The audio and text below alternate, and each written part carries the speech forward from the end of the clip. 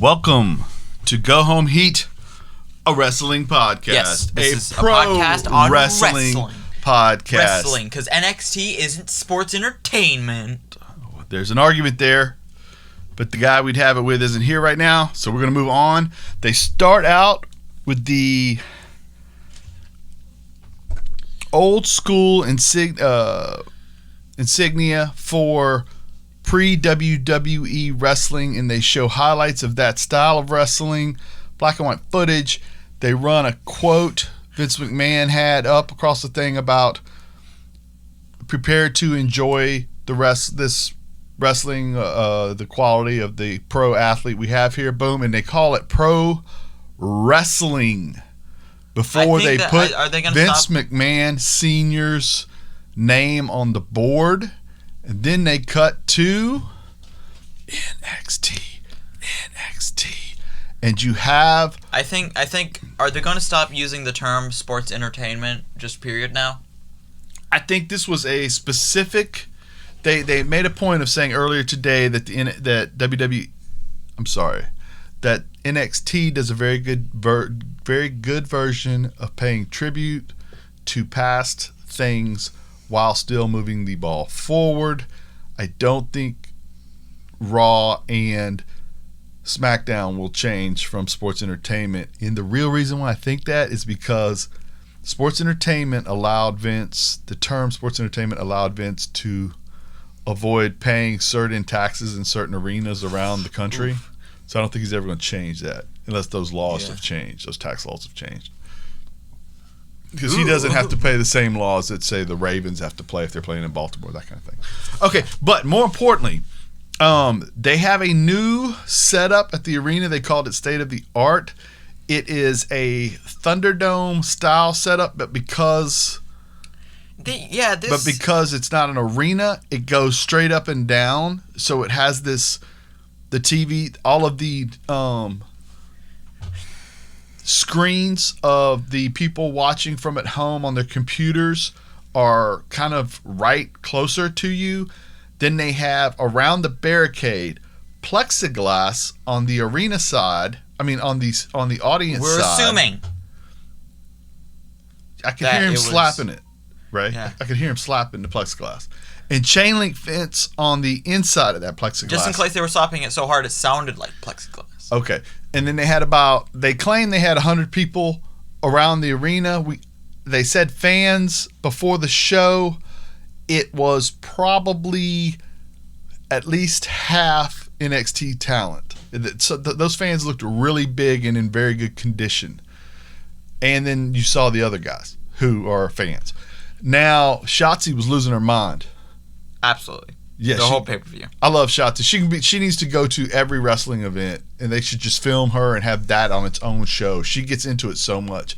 Now, I thought she's trying to learn, like she's there. I was texting Justin during this thing. I feel like he said it was futuristic, and I quoted it back to him. I said, "Yeah, like if ECW met the Running Man, if ECW and the Running Man had a baby."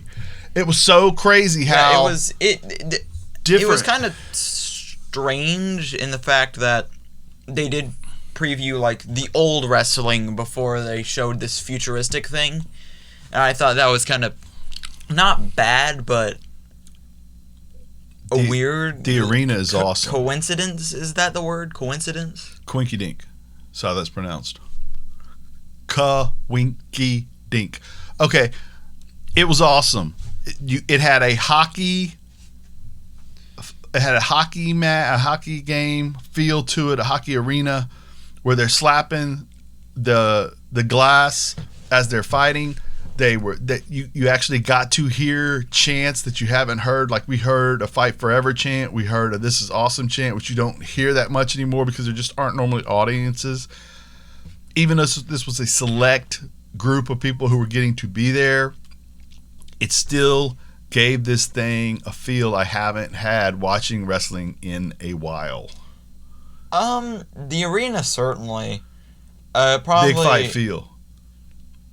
Yeah, I probably since Oof, maybe even like before quarantine started? Maybe even a little before that? To me, it was even better than some of the USA shows they had. Obviously, it was because the wrestling was better because it was a pay-per-view. But, I mean, it just felt bigger. Yeah, I feel like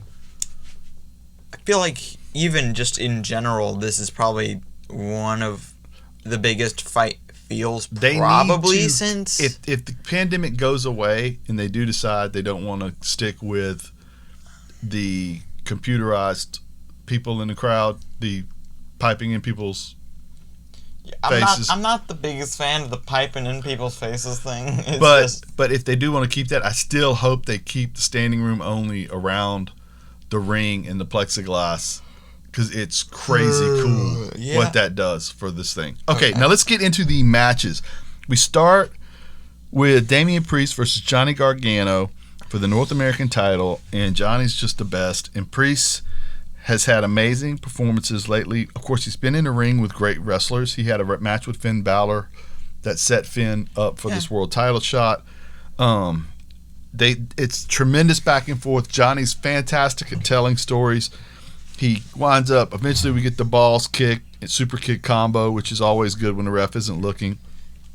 Priest before that had a spectacular somersault over the ring post, but he didn't hit Gargano. He hit the security outside the ring because Gargano pulled them into the way. That turned into a Gargano escape eventually after the ball kick, super kick combo. So long he gets to the rope. Priest is so tall he wants to get to the ropes.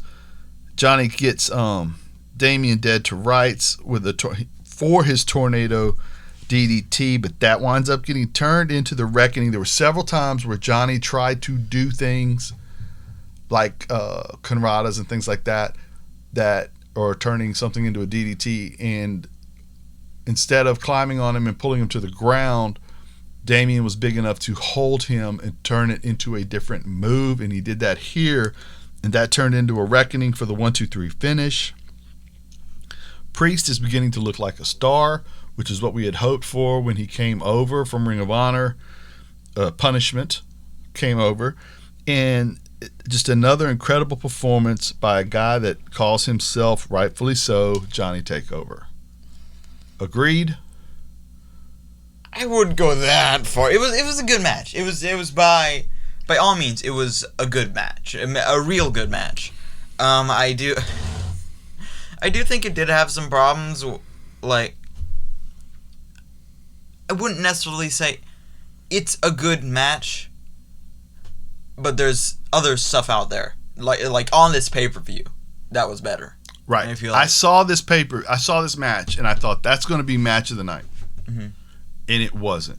It just wound up being the first night because there were only 5 matches, and this thing somehow managed to get better and better. Okay, we move on. Kushida versus Dream. Oh, last one. I'll give the last one a 3 out of 5. Okay, then we move on to Kushida versus Velveteen Dream. Dream's in a he's playing the doctor from Back to the Future in his outfit, and of course Kushida is some form of Marty McFly. He always is. Kushida jumps Dream before they even get started. This was a tour de force performance by Kushida. Dream had his moments. He had a lot of moments, but Kushida was the story here. How physical he was the story here. He winds up pulling Dream's shoulder into the turnbuckle 3 times, into the post through the turnbuckles twice. Then Dream's arm gets behind the stairwell. Kushida drop kicks the stairwell into his arm, which winds up being important because we wind up with Kushida getting the cross armbar on an elbow that Dream tries to drop. Kushida then winds up eventually getting a Dream Valley. Kushida winds up eventually getting, throughout the match, Kushida keeps going to this armbar. And there's a move in here where Dream goes for his Purple Rainmaker. It gets caught into an armbar. Dream goes for a power slam. Kushida turns it back into an armbar. Dream Valley Driver. Kushida turns it back into an armbar. Then we wind up with Dream going to the top rope. He takes a little bit too much time. Kushida runs up the rope, gets him in an arm bar. They dive down onto the ground. He keeps the hold. Dream manages to struggle to his feet, picking up Kushida and doing a Dream Valley driver while Kushida continues to keep the hold through the driver. He won't relent.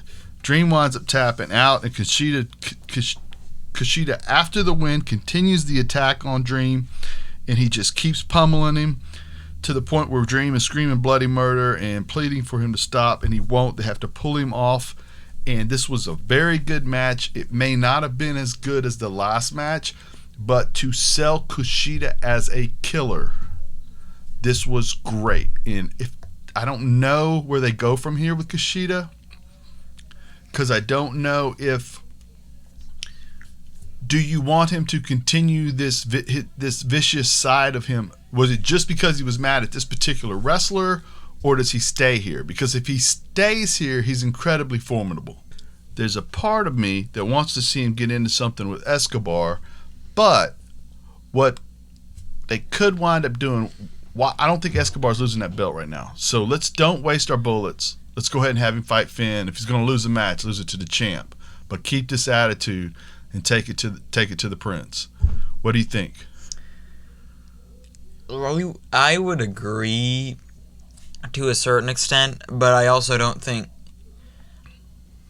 I'm kind of, and I'm gonna say it at the end of this. I'm not only kind of confused with where Kushida's gonna go after this, but where just like NXT as a whole is gonna go after this.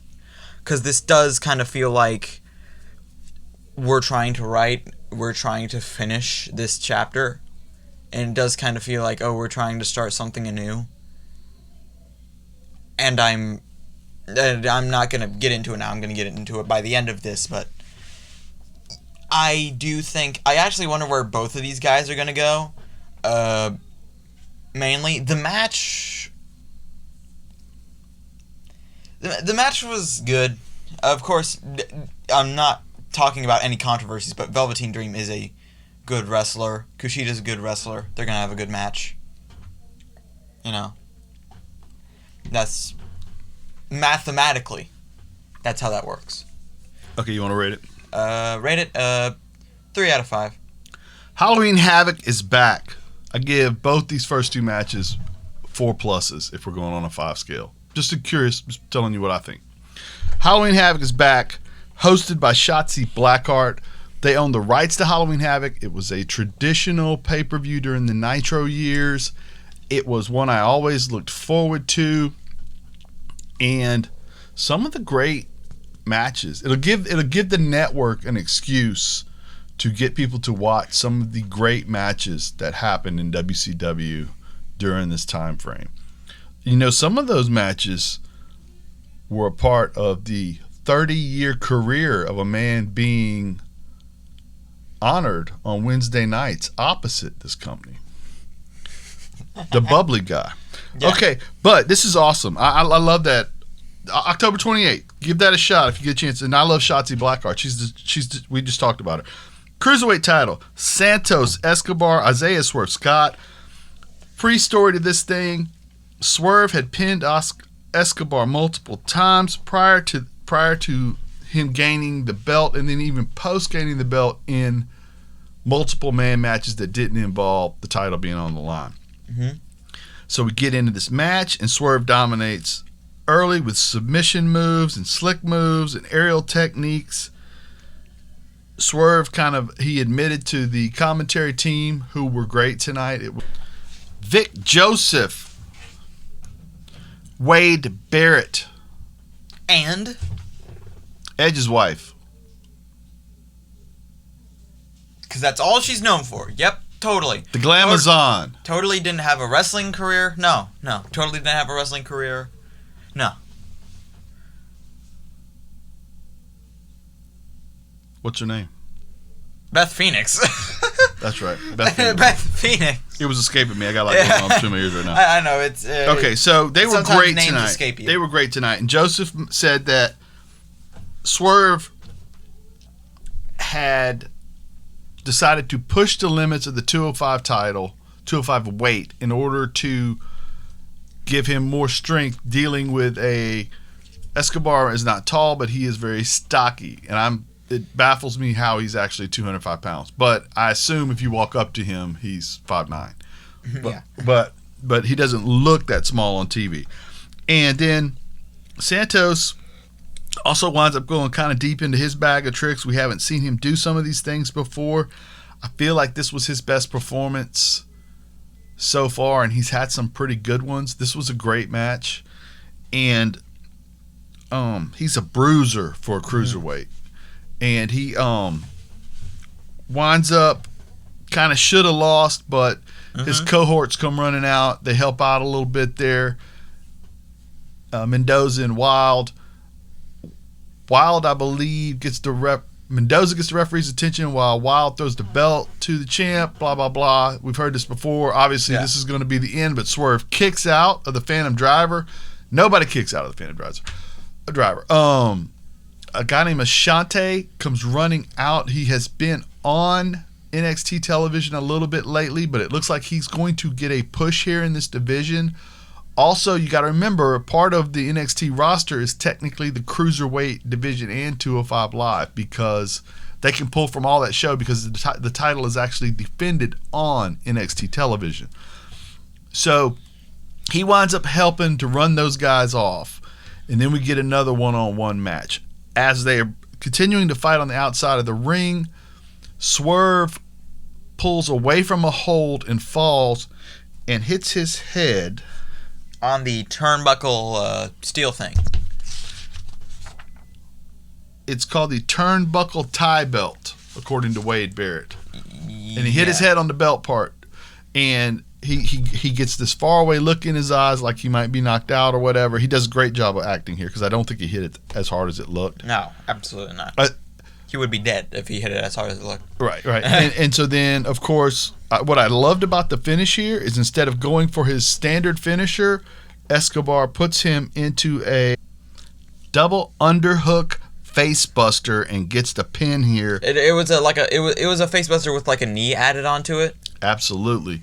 Yeah. And we wind up with Swerve laying there, defeated, and checking his fingers to see if he's okay, which is a wonderful sell on his part. Hopefully it was actually a wonderful sell. I really enjoyed this match. This was when I finally got to hear for the first time. It's so old when it used to be as much wrestling as people like us watch. You hear the Fight Forever 2 matches in on a Raw, 2 matches in on a regular old NXT episode, every match on AEW. You're like, God, this gets old. Because you know that it's good, but it ain't that, right? When I heard the Fight Forever chant during this match, I was like, yes, it's so back. That's awesome. Because it was good and it was great and you did want him to fight for a long time. And it was really well done. What'd you think about this? What did I think about this match? This match in particular, the Cruiserweight match, I thought it was good. I think the only problem I had with it was that neither of them were as, how do I put this, charismatic as I would have wished them to be, but that could just be me nitpicking. It always kind of felt like when somebody else does that and they're just exuding character, but that could be the fact that there wasn't a crowd there, and matches like these are so elevated with crowds, and I have no idea what you were watching. No idea what I was watching? Because they were slamming on the thing. The guys were killing themselves. It was fantastic. I have no idea what you were watching. You have no idea what I was watching. You have no idea what I was watching. It felt like... Okay, man. What'd you rate it? 4. 4? All right. That's pretty good. All right. Because it was better than the last 2. All right. The Poison Pixie, Candice LeRae versus Io Shirai. Genius of the Sky, Io Shirai. Shirai in Japanese means purple thunder. Purple thunder. And if you're out there, Google Prince Thunder. It's a jam. It's off the Diamonds and Pearls album. It's great. Right there with Cream and Get Off and all that good stuff. Money didn't matter yesterday. Man, that's great. Okay, we'll go on to we'll get back to the match. Poison Pixie, Candice LeRae, Io Shirai. Her nickname's the Poison Pixie? Yeah, because she used to be the Pixie, so now she's the Poison Pixie. Okay, she used to be the Pixie? That's crazy. It's just funny, you know. Candice dominated after the first 4 minutes of this match until they really got going. She did the old school heel move of dragging Io's face down the ropes, and as Io starts the comeback, they wind up doing the dueling comebacks. Once it gets rolling, it's very good. These girls are the cardio these two have. Like, Io was a long ways into this match, and she was not even breathing heavy. And Candice is the same way, you know. And it's just amazing how good these guys are. Dueling submission moves. Candice gets her knees up on one of the moonsaults here after an air raid crash. Io bounces into the ref. This was after Candice had accidentally hit the ref and tried to cheat before. At this point, the ref is completely out of the ring. And lo and behold, the fairest of referees ever comes running down the aisle. Johnny Gargano, the husband of Candice, who is not a referee in any way, shape, or form, but he's putting on a shirt. He goes and he finds he tries to do a quick 3 count, and Io kicks out. He goes and gets a championship belt. I'm 100% none of this is legal. He hands it to LeRae, but he does it smooth because the referee at this point is back. He puts the real referee is back. Johnny puts the belt behind his back, talks, points away. As the ref turns, he flips the belt to LeRae so she can hit Io with the belt and win the championship. 100%, obviously, since it didn't work earlier in the evening, it works here. But lo and behold, Io kicks out. No one can believe it. Then as LeRae, after her frustration, goes to the top rope, we wind up with a palm strike to the head of her while she's on the top rope, which turns into a Spanish fly by Io Shirai into a moonsault. And this thing is done, and these girls are amazing. What did you think of the match? The match, I overall like this match. I do think I would have rather just let them wrestle than have Johnny interfere. Agreed. Because I feel like Io Shirai is one of the best wrestlers in the world. Probably top 20. Candice is also really good. I feel like if you just had maybe those extra 2 minutes of them wrestling, I feel like that'd be even more good. But this again overall pretty good. I did like the Spanish fly moonsault thing. I'd give it a 3.5 out of 5. Okay, I loved this, and they started it out slow. I liked it. They had Io fight from down under a lot early, which I liked. And then when they finally got it going to where it was rapid fire, they were able to move into move seamlessly, which is what this whole thing is supposed to be all about. Post-match, Toni Storm comes up and announces that she is in the women's division of NXT now. I wonder why. What do you mean? Well, she couldn't go to NXT. There was no one there to wrestle. I think NXT UK is up and going again. I would say that, but I also would say that I think it's been Tony's time to move away from NXT UK for a little while. I totally agree. Mostly because, like, even though NXT UK is great, no one really watches it, which is, again, not their fault at all. But I don't. Every time I watch an episode of NXT UK, I'm like, dude, I should watch this more. Right. And then, like, 4 months later, I go like, Walter versus Pete Dunne, should be cool, and it's really cool, and I'm like, dude, I should watch this more, and I never do. Right. Well, there's only so many hours in a week.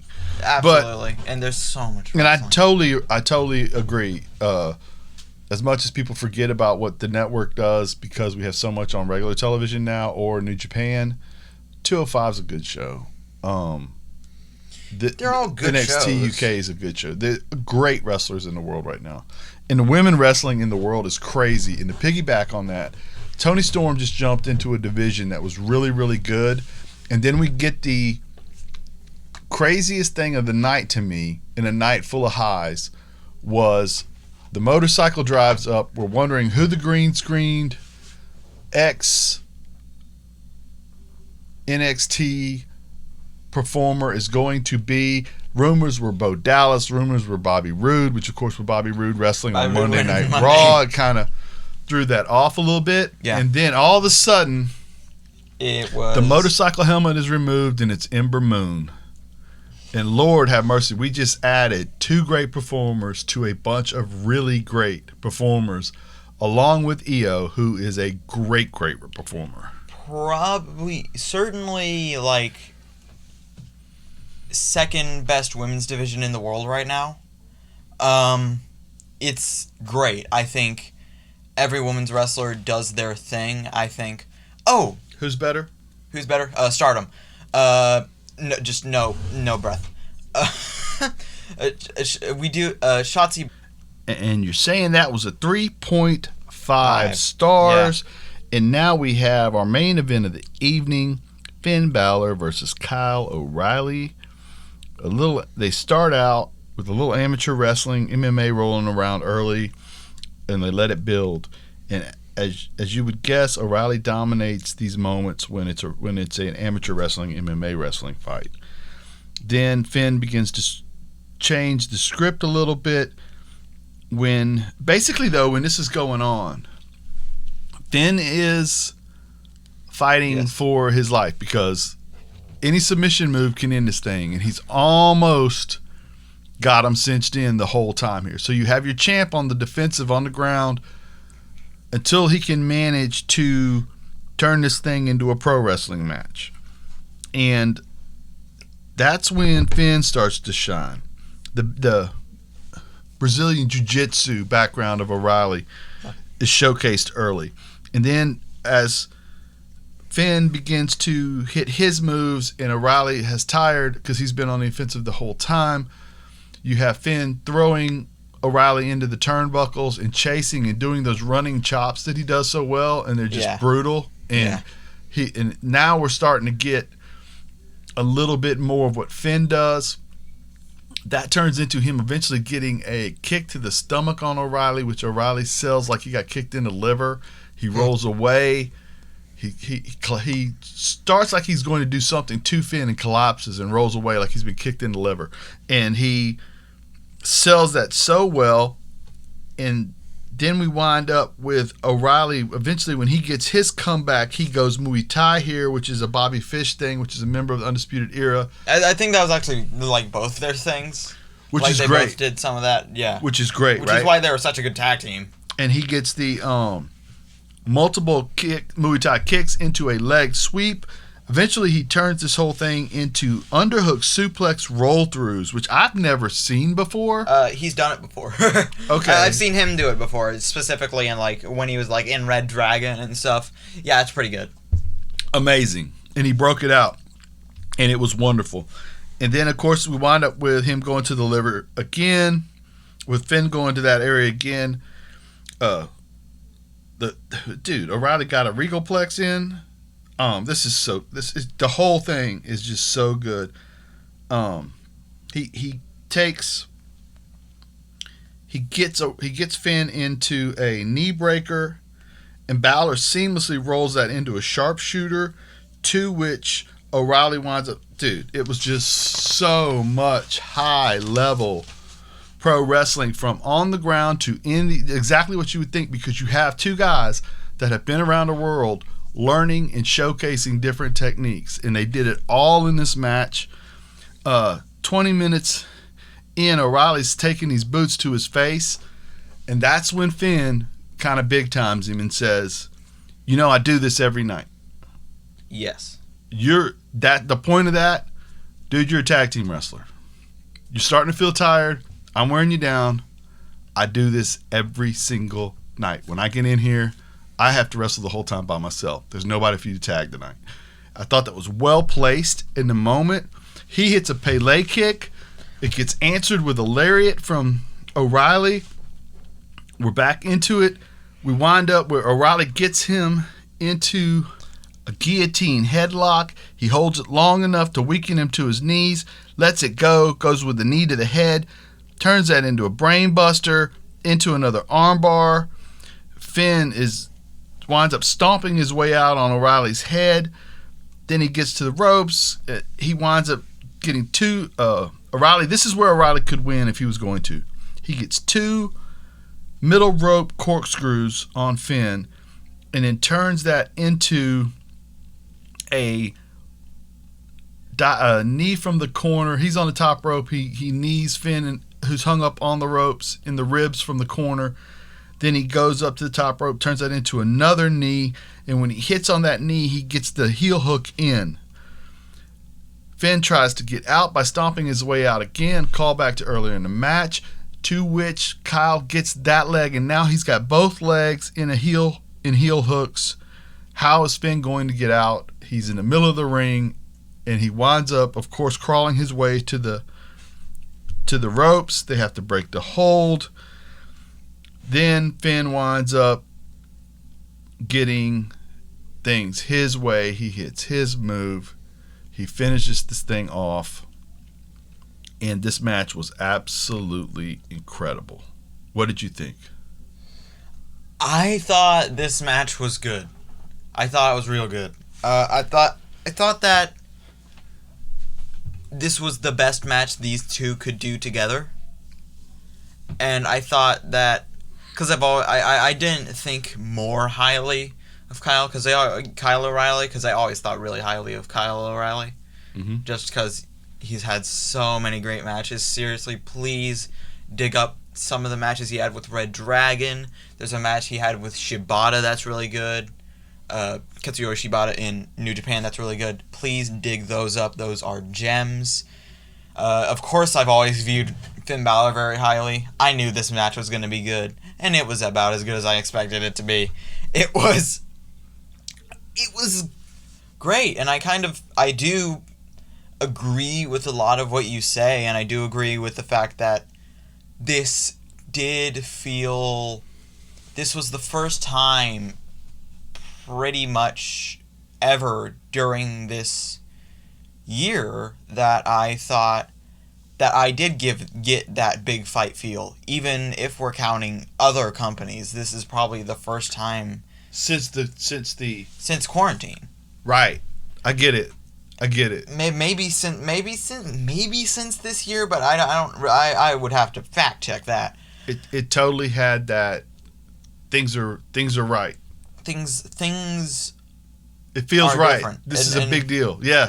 I get it. And I feel like, again, this match would be so much better with the crowd. Right. You know, and I cannot wait until crowds come back, because then every match is gonna feel like that. Every match is gonna feel like this is right. But it's incredible that this match gave me that feeling. Mm-hmm. Right. Without a crowd. Right. So, what'd you rate it? 4. 4. Wow. What? I'm a little disappointed that you rated it 4. I'd give it a 5. I think somewhere in the world right now, Dave Meltzer is so mad trying to figure out how to give this 3 stars. He totally is. He's totally having Tony Khan whisper in his ear, hey, don't look at that. Khan's like texting him, what are you going to rate it? And he's like texting him back, hold on, Tony, I'll get back to you. Trying to figure out how he's going to tell him he's going to give it more than 4. Tony, I don't know how to tell you this, but actually, Khan texted him, I was thinking about giving you a raise. Okay, now post. Dude, zoom in on the Cody with his ear dig. Yeah. Yes. The zoom in on the Cody with the ear, exactly. Okay, and so then we wind up getting. We go to credits with Adam Cole. 4.5. Sorry, I missed 4.5. That's cool. Adam Cole brutalized, unceremoniously dunked onto the ground outside of the ring by Ridge Holland. Adam Cole is the leader of Undisputed Era. O'Reilly is a member of Undisputed Era. They all run to the sideline to try to figure out what's going on here. Why has he been treated this way? I absolutely love the finish. If you want Ridge Holland to look like $1 million, you put him in a program with Adam Cole. And if Adam Cole loses that program, you can send him to one of the other shows if you feel like it. I think O'Reilly's ready to be the leader of Undisputed Era. If you want that, I don't know if you want that send up real already. I don't know if they would even know what to do with an Adam Cole up there. I don't know what they'd do with any of Undisputed Era. Just any of them. Right, even if they sent them up there together. I don't know what they would do with it. But anyway, but the point here is... Go ahead. Okay, I'm gonna bring up an even broader question. Okay. And I'm just gonna bring up a question because this is a question I've been thinking about just like a lot actually, especially when I think about wrestling. Where does NXT go from here? What do you mean? I feel like this was the best pay-per-view they had in a long time. Yes, but this does feel like they're starting to write a chapter, and the pay-per-views are getting more recent, and I feel like the pay-per-views are kind of getting more recent. You know, they've happened more, like they're having more of them. They're having more pay-per-views, and I feel like that's starting to get a little sketchy. This feels like the end of a chapter, almost in some certain ways, and I'm kind of confused and kind of anxious with what is going to happen to them because it feels... For the record, though, Halloween Havoc will be on a Wednesday. So it's not going to be October 28th is a Wednesday, so it's not going to be a pay-per-view style thing. It'll be a regular show. Wait, really? Well, which is kind of degrading to... Well, the thing is, though, let's face it, AEW sells every show like it's a pay-per-view. And so... They're combating that. I get what you're saying. Halloween Havoc is an existing pay-per-view, though. It's like when they made Starrcade a house show, and it's like there's so much prestige that comes up with that name, and I get that honestly, putting Starrcade and doing that was very much out of spite for Vince McMahon. But I feel like it's kind of sketchy. I hear what you're saying. Not sketchy. Sketchy is the wrong word because sketchy has some weird connotations, but you know what I mean. Okay. I also think that I agree with you that Halloween Havoc probably should be a real pay-per-view. And it's going to be viewed as a real pay-per-view. Well, they're going to need to sell it like one. Now, to your point, though, where do they go from here? It almost feels like the last few weeks of NXT, it feels like I was worried for a little bit there post-Mania. I felt like maybe they were doing some segments away from it too much, away from the ring too much. I felt like it had a feeling like Vince is watching, if that makes sense. Yes, I think Vince is watching more. The last few constantly. Episodes haven't felt like that. The last few episodes have felt more in the ring, more storytelling in the ring. It's really since Cameron's been out. And I'm not knocking Cameron. I'm not knocking what they did with Cameron. It just got to be, there was so much going on. You had the thing with the punter. The thing with the punter, yeah. That's probably what you're talking about. There have been more and more kind of weird little similarities between this Pat and Pat McAfee thing, which wound up being a good match. The Pat McAfee thing, the more recent, he wound up killing it though in the ring. Recent pay-per-views, there have been more and more kind of strange little things like that it just right. But hear me out. You have right now Io Shirai, Toni Storm, Candice LeRae, Ember Moon, Shotzi Blackheart, Dakota Kai, Mercedes Martinez. The person who we thought going into WrestleMania was going to be the most important wrestler in NXT, and they were selling her as the most important wrestler in NXT, even over Adam Cole, was Rhea Ripley. And that's just your women's division. Now, the men's division is not, I don't think it's as strong as the women's division until you start to include the fact that you have 205. The only place they're lacking right now is the tag team division. And